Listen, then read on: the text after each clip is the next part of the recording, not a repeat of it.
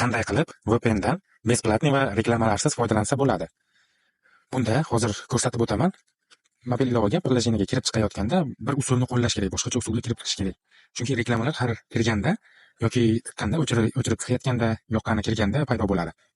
Oxirgi 3 oy ichida mana shu layfhackni bilib qoldim. Ishlatyapman, deyarli reklamalarsiz foydalanyapman. Bunda aynan mana shu VPN приложениеsi kerak. Play Marketda bor bu VPN Free. Xo'p, kirganda VPNga sразу reklama chiqadi. Uni kutish kerak, qachon chiqqancha strelkasi. Bitta emas, ikkita, uchta. Hozir yana qayta kirib ko'rsataman. Kirganda ham, chiqqanda ham mana shu usulni qo'llash kerak. Mana shu reklama chiqmasligi uchun. Shunchaki приложениеga kiramiz, 1 sekund kutamiz va sразу chiqib ketamiz. Sразу qaytib kiramiz. Через раз bo'lishi mumkin, lekin qayta kirib chiqqanda tez kirib chiqish kerak. Shunda reklama shunchaki o'zidan o'zi yo'qoladi.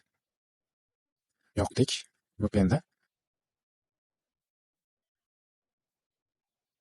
Mana bu yerda ham hozir sразу strelkani bossa reklama chiqishi kerak edi, chiqmadi. Xo'p, yana misol uchun. Endi o'chirgani kiramiz masalan.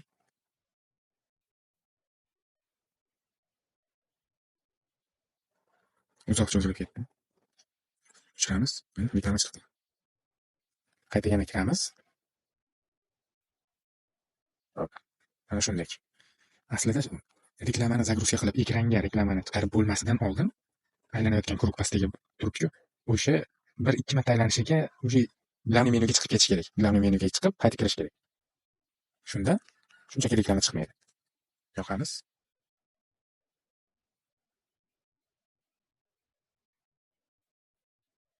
O'chiramiz.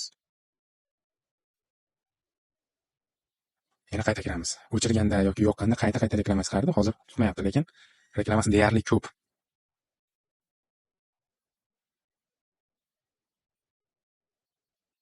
Hop, mana shunday. Ekran zapisi yoqligida qandaydir reklamani ko'rsatmayaptimi? Reklama sразу загрузка bo'lardi. Hop, kirganda sразу bilan menyuga chiqamiz va qaytib kiramiz. Yoqamiz. Qaytib kiramiz. O'chiramiz. O'chirgani kirganda ham reklama chiqadi o'zi aslida. O'shanda ham shu reklamani загрузка qilib ekranga chiqarguncha, главный menyuga chiqib, qaytib yana ilovaga kirsangiz, shunchaki reklama o'zidan o'zi yo'qoladi.